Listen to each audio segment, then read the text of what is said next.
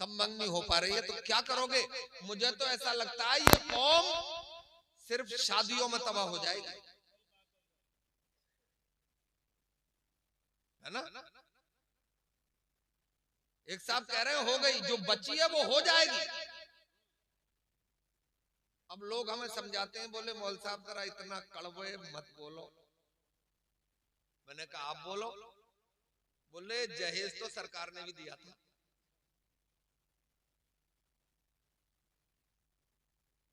सरकार ने दिया था, ये एक अलग मैटर है, इसमें भी मैं बोलूंगा अभी, मगर हजरत अली ने मांगा भी था ना, है ना? उनकी नजर थी ना दौलत पे, बोलो नजर थी। और हकीकत यह है, आप कुतुबबीनी कीजिए, पढ़े लिखे उलमा से मालूम कीजिए, सरकार ने अपनी लख्ते जिगर के अलावा जहेज में एक दाना भी नहीं दिया था। जब आपने इरादा फरमाया अपनी पारसा आबिदा जाहिदा बेटी हजरत फातिमा के निकाह का, उम्र थी 13 साल। भाई कितनी उम्र थी बताओ? और अपने सगे चचेरे भाई थे, इससे करीबी रिश्ता और कोई हो सकता है? हजरत फातिमा के भाई थे, चचा थे, क्योंकि सरकार के सगे चचेरे भाई थे, तो हजरत फातिमा के चचा हुए। अपनी जबान में चाचा कह लो, भाई काका कह लो, जो तुम कहोगे वो बोलेंगे। बात समझो, है ना? उनसे निकाह फरमाया, क्यों? इसलिए कि शरीयत का हुक्म है कि निकाह अपनों में करो। खलेरे खलेरे मिल जाओ, चचेरे तयरे मिल जाओ, ममेरे फुपेरे मिल जाओ, यहां सबसे बड़ा फायदा यह होगा कि खोज और तलाश करने की जरूरत नहीं पड़ेगी, उसका किरदार जानने की जरूरत नहीं पड़ेगी। बेटे का भी मालूम है क्या करता है और बेटी का भी मालूम है क्या करता है।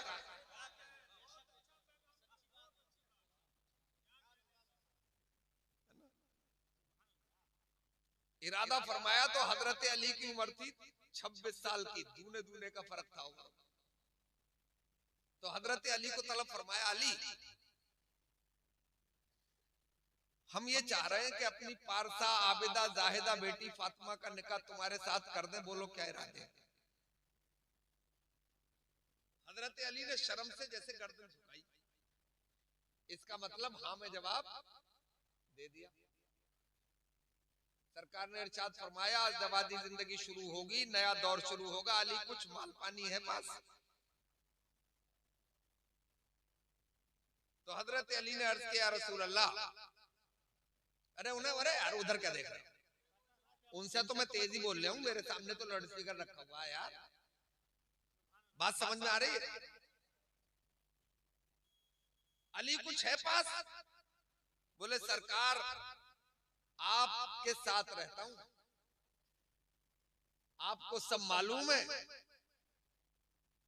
और आपको तो अल्लाह ने नबी बनाया, और नबी का मतलब है गैब की बातें जानने वाला और गैब की खबर देने वाला। आप तो मेरे अंदर का भी जानते हैं, और जब पूछ ही लिया है तो अर्ज करूं, मेरे पास एक सिर्फ ज़रा बख्तर है। एक लोहे का लिबास होता है जो गर्दन से सीने तक पहना जाता है, और मैदाने कारदार में यानी जंग के मैदान में उसे पहन के उतरा जाता है। बोले सिर्फ वो है, एक जोड़ी कपड़े, वो भी पहमद लगे हुए। सरकार ने फरमाया, अब हम तुम्हारा निकाह करेंगे, ऐसा करो अपनी ये ज़रा बख्तर मदीने के बाजार में जाके बेचाओ। हजरत अली तशरीफ ले गए, मदीने के बाजार में उसे बेचाए, जो रकम मिली वो पूरी सरकार की बारगाह में पेश कर दी। अब मजे की बात सुनो, सरकार ने उसमें से कुछ रकम निकाली, औरतों के हवाले कर दी दुल्हन को तैयार करने के लिए, और बाकी रकम हजरत अली के हवाले कर दी। फिर जाओ बाजार, सामान्य जरूरत खरीद के लाओ। गए फिर बाजार, 2 तकिए खरीदे, 2 गद्दे खरीदे, पानी के लिए मुश्किला खरीदा, आटा पीसने के लिए चक्की खरीदी, तकिए खजूर की छाल भरे हुए। यही हाल गद्दों का भी सरकार की बारगाह में पेश कर दिया। सरकार ये ले आया हूं। सरकार ने फरमाया जिंदगी गुजारने के लिए काफी है, क्योंकि मोमिन दुनिया में सिर्फ दुनिया हासिल करने के लिए नहीं आया है। दुनिया मिल जाए ये अलग बात है, मगर मोमिन तो दुनिया में मुस्तफा जाने रहमत की आंखों की ठंडक के लिए आया है, रब की इबादत के लिए आया है। तभी तो आला हजरत इरशाद फरमाते हैं, जमीनो जमा तुम्हारे लिए, मकीनो मका तुम्हारे लिए, चुनीनो चुना तुम्हारे लिए, हम आए यहाँ तुम्हारे लिए, उठे भी वहां तुम्हारे लिए। नारे तकबीर, नारे रिसालत, पैगामे मुस्तफा, शाने मुस्तफा, मसलके आला हजरत, इश्क मोहब्बत, इश्क मोहब्बत। अच्छा, ये किया क्यों? ताकि दुनिया को पैगाम मिल जाए। नहीं वो तो किसी भी पहाड़ पर फूंक मार देते, अजी फूंक मारने की जरूरत नहीं पड़ती, ठोकर मार देते तो सोने का बन जाता, जहेज में दे देते। मगर अपना तो ऐसा नहीं कर पाते ना, ताकि उम्मत के एक एक आदमी का ख्याल रखा जाए कि जहेज इस्लाम में कोई हैसियत नहीं रखता। अरे जो बेटी दे रहा है उससे बड़ा जहेज क्या हो सकता है? बोलो। जो जिगर का टुकड़ा दे दे उससे बड़ी चीज और कोई। हजरात हुआ ये कि मुझसे बच्चे एक बार जिद कर गए, बोले बकरा पहले ही खरीद लो। हम 6 महीने पहले खरीद लाए। अब उन्हें पेड़ वेड़ से बांधे रखते थे तो 2 पेड़ तो उन्होंने सुखा दिए उसकी छाल छील के, मगर 6 महीने पाला तो बड़ा लगाव हो गया। अब जब कुर्बानी का वक्त आया तो मैं यकीन के साथ बताऊं कि मेरी हिम्मत नहीं पड़ी कि मैं उसके गले पर छुरी चला। एक बच्चा उस कोने में रो रहा है, बेगम ने किवाड़ बंद कर लिए।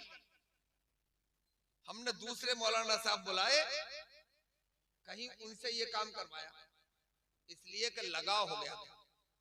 6 महीने एक जानवर पाला जाए तो उससे दिल की मोहब्बत हो जाती है। जरा उस बाप से तो पूछो जो 20 साल अपने खून के जिगर के खून से पालता है और फिर तुम्हारे हवाले करता है, फिर भी तुम्हें कार की तलब है।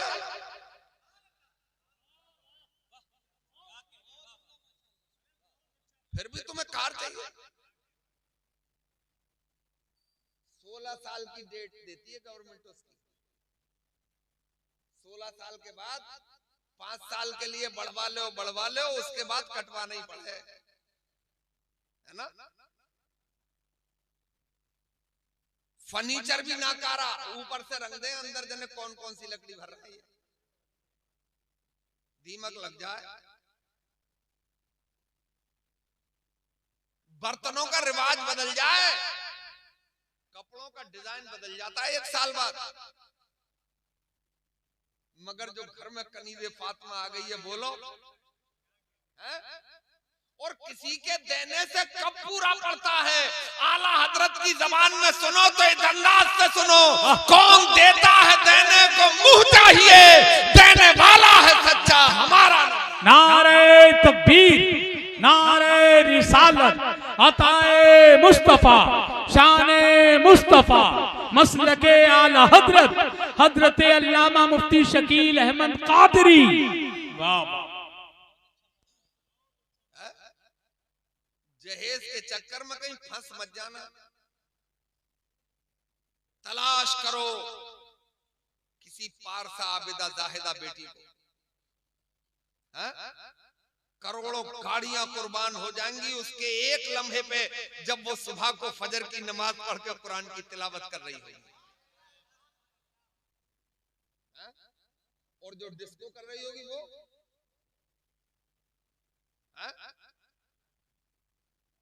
नाटक बनते देखे मैंने घर,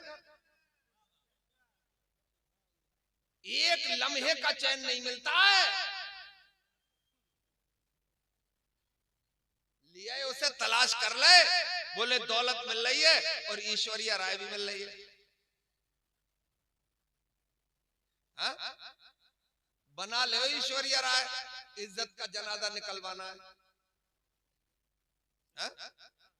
मैं ये पैगाम दे के जा रहा हूं कि मुझे करोड़ों ईश्वरीय राय की जरूरत नहीं है, मुझे एक चाहिए मगर कनीज़े फातिमा चाहिए। मुझे तो वो चाहिए कि जिसके बतन से पैदा होने वाला बच्चा 18 पारों का हाफिज हो, जिसके बतन से पैदा होने वाला बच्चा हिंदुस्तान का राजा हो, कलियर का चांद हो, बरेली का इमाम अहमद रजा खान हो। क्या बात है, वाह वाह वाह वाह वाह, जिंदाबाद जिंदाबाद, सुभान अल्लाह सुभान अल्लाह सुभान अल्लाह। बहुत अच्छा था, बहुत समझो और गौर करो, ये तबाही है अपनी तरफ ही ज्यादा। अभी अपने हिंदुस्तान में भी बहुत सी जगह ऐसी हैं कि इंजीनियर और डॉक्टर लड़कों की शादी में मैं शरीक हुआ हूं, जहेज बिल्कुल नहीं। भाई दोनों तरफ फायदा है ना। हम बगैर जहेज की लेके आ रहे हैं तो बगैर जहेज की कर भी तो रहे। अच्छा एक और मुसीबत चलो दे रहे हो तुम, मेरे कहने से तो नहीं मानोगे, खैर मुझे पता है, 33 साल हो गए मुझे। जहेज दे रहे आप, फिर उसे सजा भी रहा। एक चम्मच अलग रखा वो मिले, रस्सी बनती है ऊपर और जोड़ा एक अलग। इधर फ्रिज रखी है, इधर वॉशिंग मशीन, इधर मिक्सर जूसर ग्राइंडर है ना, इधर टेबल फैन, सीलिंग फैन। मैं तो गरीब आदमी, ज्यादा नाम तो मालूम नहीं है, तो मैं आपसे पूछ रहा हूं कि ये जहेज जो दे रहे हो आप अपनी बेटी को, अपने दामादी को तो दे रहे हो, या बारातियों को भी, मेहमानों को भी एक चम्मच नहीं देगा है? सब बेटी के नाम, सब दामाद के नाम, जब उन्हें दे रहे हो तो फिर इस नुमाइश की क्या जरूरत है, ढक के दे दो। हो सकता है किसी गरीब बेटी की नजर पड़ जाए और किसी गरीब बाप की नजर पड़ जाए, तो उस बेटी के दिल पे क्या गुजरेगी और उस गरीब बाप के दिल पे क्या गुजरेगी। तुम गलत भी कर रहे हो और किसी का दिल दुखाने से तो बचो।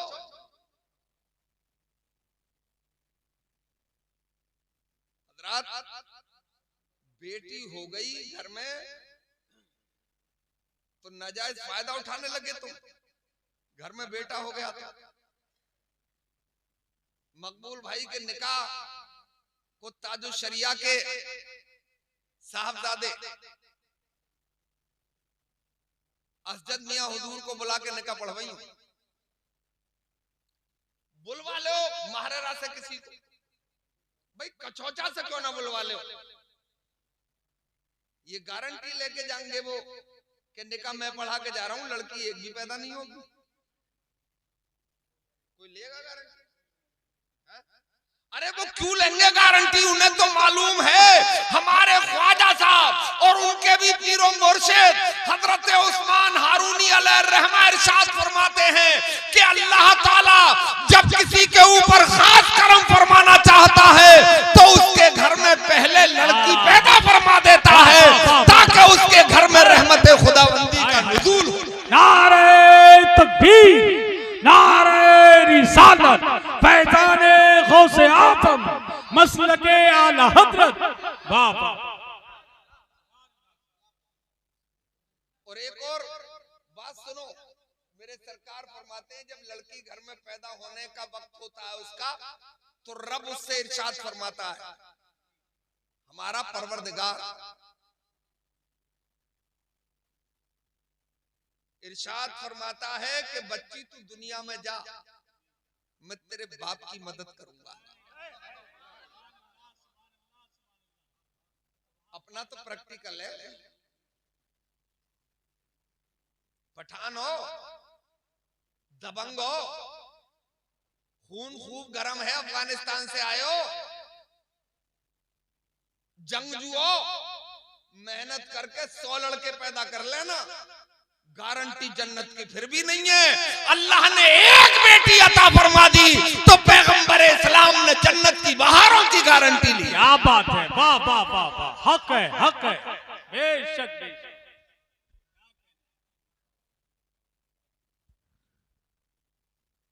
हजरात, एक किस्सा सुना के बात खत्म करूंगा।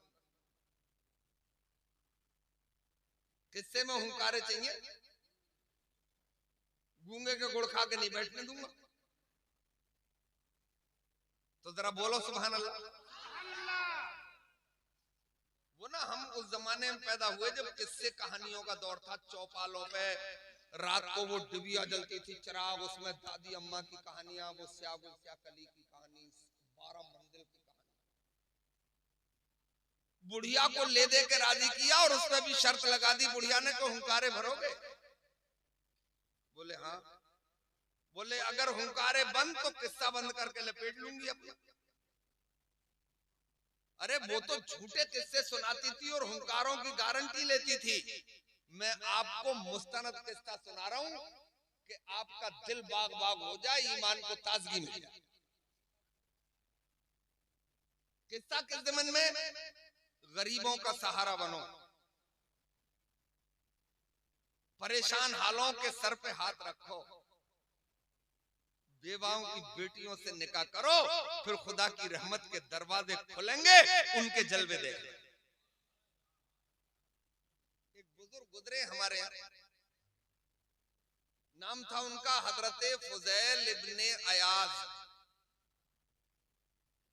नाम तो फुजैल था, मगर अरबिक संस्कृति में नाम बाप का भी साथ में लिया जाता है। जैसे उमर इब्न खत्ताब है ना, अब्दुल्ला इब्ने उमर, अपने हिंदुस्तान में भी है नहीं? वो हरदन, हल्ली, डोडे, गोड़ा, देव गोड़ा, ले दादा तक का नाम। पीवी नरसिम्हा राव, पामुलपति वेंकट नरसिम्हा राव। लगा दो नारा भाई। हमारे नारे तकबीर, नारे रिसालत, मसलके आला हजरत, शहनशाह तरन्नुम भाई फहीम अख्तर साहिब किबला, शारे मुल्क हिंदुस्तान भाई अकील सिद्दीकी साहिब किबला, हजरत अल्लामा मुफ्ती शकील अहमद बुलंद शहरी। नारे तकबीर। दूल्हा मियां कौन से हैं? अच्छा, मेहमान आ गए। अब्बा? अच्छा, भैया बड़े कहाँ हैं?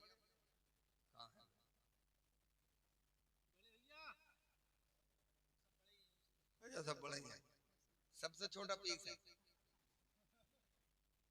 आप भी सगे भाई हो? लौंडा खूबसूरत ही होगा माशाल्लाह। अच्छा, पठानों में काले कुप्टे होते नहीं हैं। जो काले कुप्टे होते हैं मैं उन्हें चमर पठान मानता हूं।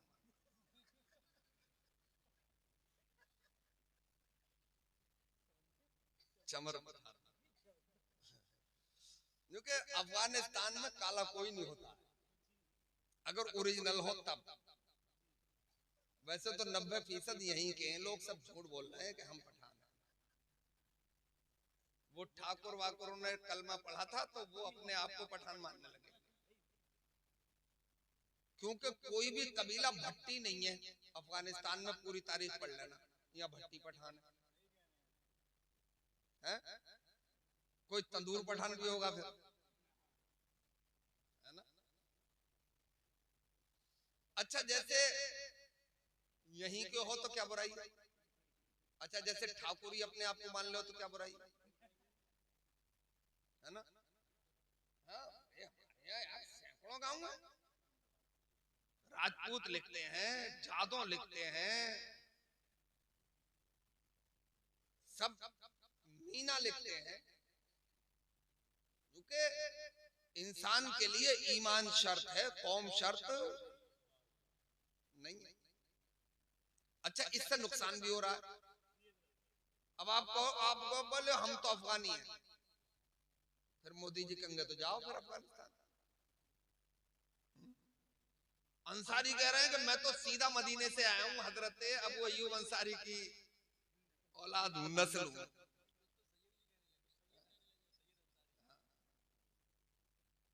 तो ये सब विडंबना है, अकल का दिवालियापन है, समझे। हिंदुस्तान में 90% से ज्यादा हिंदुस्तानी ही मुसलमान है ना, ना? सब यही है। कुछ कबीले हैं जो बाहर से आए थे, इसका भी मुझे इनकार नहीं है। मैं क्यों कहता हूं इसको मैंने गौर किया। जब मुल्क आजाद हो रहा था तो हम 12 करोड़ थे, वो 36 करोड़ थे। सुनो, बात में से निकली है तो आपके जीके में इजाफा कर दूं। और जब बंटवारा हो गया तो हम 3.5 करोड़ रह गए हिंदुस्तान में। 3.5 करोड़ से 40 करोड़ हैं 75 साल। कितने? 40 करोड़ हो कम से कम हिंदुस्तान में, कम मान लो, थोड़ा घटा लो, लपेट लो तो 35 करोड़। चलो 30 मान लो, साल कितने हुए? 75। और हमने तारीख में पढ़ा है कि ख्वाजा साहब जब आए थे, ख्वाजा साहब का किरदार देख के 90 लाख लोगों ने कलमा पढ़ा था। कितनों ने पढ़ा था? 90 लाख ने। जमाना कितना हो गया? 900 साल। कुछ फर्क लग रहा है 75 साल में और 900 साल में? ये तो 100 साल भी पूरे नहीं हुए। क्या तो तुम्हें ये मानना पड़ेगा वो कलमा पढ़ के सब नामर्द हो गए थे? औलाद हुई नहीं, और ये मुमकिन नहीं है। कलमा पढ़ के तो जवानी आती है, कलमा पढ़ के तो मर्दानगी आती है, कलमा पढ़ के तो विकार पैदा होता है। तो जब 75 साल में 3.5 करोड़ के 35 करोड़ हो गए तो 900 साल में 90 लाख के कितने हुए होंगे? सब यही के, सब अपने ही है। तो हजरात, मैं वो किस्सा सुना रहा था कि हजरत फुजैल इब्ने अयाज वो बयान करते, मैं गया था हज पर। ये पानी वानी का चक्कर छोड़ो यार, पानी मत पिलाना किसी को। मौसम गर्म नहीं है ज्यादा, सही मौसम है, मुनासिब मौसम, ज्यादा गर्मी तो नहीं लग रही है। हाँ, कुछ ना कुछ कुबद करता ही रहेगा आदमी। एक तो हमारे जल से अब सनीमा घर बनते चले जा रहे हैं। इतनी वीडियो बन रही है, चलो एक आध बन जाती, हालांकि बरेली से तो उसकी भी इजाजत नहीं। बैठ जा भाई, बैठ जा। अब इन बच्चों को भी इतना शौक हुआ है कि बस पूछो मत आप। तो मैं बहुत जल्दी से बातें बता रहा हूं आपको। वो बयान कर रहे हैं, मैं गया हज पे और मैं कर रहा था तवाफ।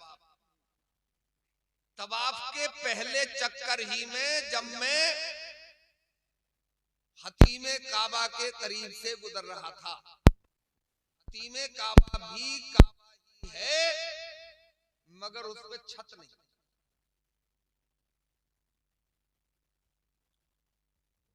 और उसकी शक्ल जो है वो गोद की तरह है।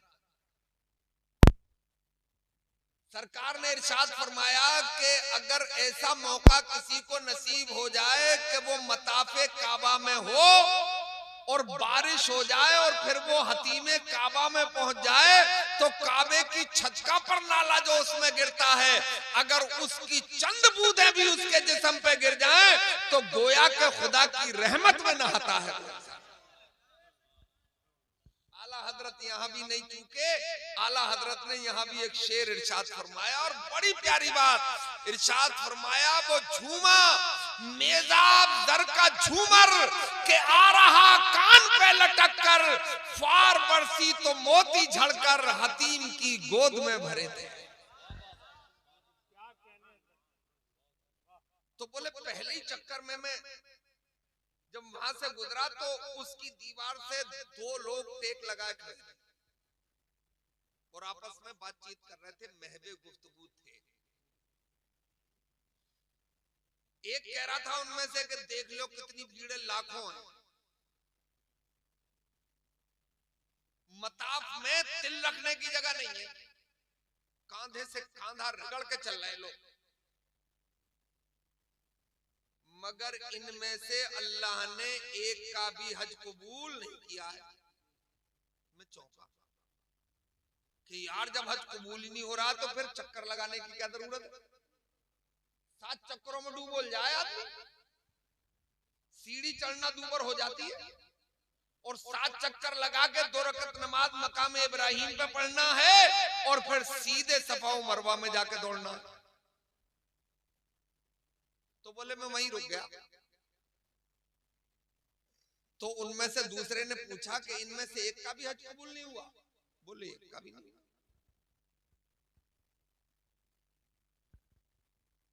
बोले वाकई नहीं हुआ? बोले इनमें से तो किसी का हुआ नहीं है, अलबत्ता एक ऐसा शख्स है कि जो हज पे आया ही नहीं है, अल्लाह ने उसके बगैर आए उसका हज भी कबूल कर लिया है, और उसी के सदके में इन लाखों लोगों का भी हज कबूल कर लिया। सुभान अल्लाह, सुभान अल्लाह, सुभान अल्लाह। बहुत। अब मैं और चौंका कि यार ये तो अजीब बात है, खाना खाया नहीं था और भूख का काम हो गया, पानी लगाया नहीं था और पलेवा, बीज बोया नहीं था और अंकुर निकल आए। अब मैं ताज्जुब से उनकी तरफ देख रहा था और फिर मैंने उन पे मोमिनाना नजर डाली। मेरी बात समझ में आ गई कि ये इंसान नहीं है, बल्कि इंसानी शक्ल में अल्लाह के फरिश्ते हैं जो अल्लाह ने हमारी रहनुमाई और तबलीग के लिए भेजे। अब उनमें से पूछा उसने कि यार वो कौन सा खुशनसीब इंसान कि हज पे आया ही नहीं, बगैर आए अल्लाह ने उसका हज कबूल कर लिया और इस दर्जा कबूल किया कि उसी के तुफैल में इन सबका भी हज कबूल कर लिया। वो कौन है, कहां का है? तो उन्होंने बताया कि वो शख्स जो है मुल्क इराक के एक देहात का संग तराश है, मतलब पत्थर तोड़ने वाला। पत्थर तोड़ता रहता है और दुरूद पाक पढ़ता रहता है। बोलो सुभान अल्लाह। दिल में इरादा ये रखता है कि मैं भी जाऊंगा एक दिन मदीने, मैं भी जाऊंगा खाना ए काबा का तवाफ करूंगा, सफा व मरवा की सही करूंगा, मैं भी अरफात में जाऊंगा, मुज़दलिफा में जाऊंगा, मिना में जाऊंगा, और जब इनसे फारिग हो जाऊंगा तो फिर अंदाज ये होगा मदीने के सफर का कि हाजियों आओ, शहंशाह का रोजा देखो, काबा तो देख चुके, काबे का काबा देखो। नारे तकबीर, नारे रिसालत, फैजाने गौसे आदम, मसलके आला हजरत, फैजाने सरकार मुफ्ती आज़म हिंद, नारे तकबीर। फिर सरकार के रोजे का दीदार किया जाएगा है? और अंदाज वही। अच्छा ये काम तो अपना भी कर सकते हैं, मोटरसाइकिल हाथ और पैर से तो चलेगी, ट्रैक्टर भी, माओ आटा हाथ से ही तो गूंथती हो, जबान काना पूसी में इस्तेमाल मत करो, घर में भाइयों के दरमियान में नफरत की दीवारें खड़े करने में इस्तेमाल मत करो, चुगली में खर्च मत करो। मैं तुम्हें मशवरा देता हूं कि इधर आटा गूंधे और दुरूद पाक पढ़ते पढ़ते गूंधे तो जन्नत में जाने का रास्ता भी हमवार हो जाएगा और तुम्हारे आटे और रोटी में भी बरकत हो जाएगी। नौजवानों, कान में लीड निकाल दो यार, तुमसे नहीं कह रहा हूं, जर्नल बात कह रहा हूं। सफर कर रहे हो, फर्राटेदार आपकी कीमती मोटरसाइकिल रोड पे दौड़ रही है, पीलीभीत जाना है, बदायूं जाना, दिल्ली जाना है, लॉन्ग सफर है, मौके से फायदा उठाओ, गियर पैर से डालो, रेस हाथ से बढ़ाओ, मगर जबान से मुस्तफा जाने रहमत को याद करते चले जाओ। जिंदगी का भी सफर तय होगा और आखिरत की जिंदगी में 4 चांद। तमन्ना है, पत्थर तोड़े जा रहे हैं, तवाफ की तमन्ना है, हज की तमन्ना है, कुछ रकम बचाते हैं,